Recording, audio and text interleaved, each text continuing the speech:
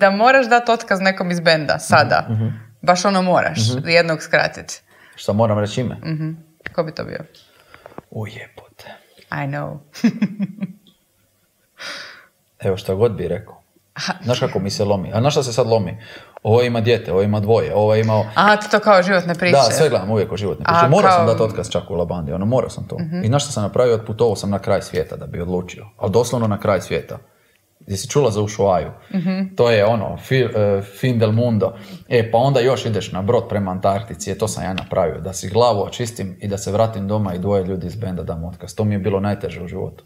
Ali sam to napravio. Jesi li u startu znao kojih će to dvoje biti? Da. Znači taj put uopće... Da, jesam, jer jednostavno naučio sam nešto putem, a to je da kad postoji rak rana da je moraš maknuti. Ili će sve potonuti. Rak rana su bili zašto? Pa zbog jednostavno krivih...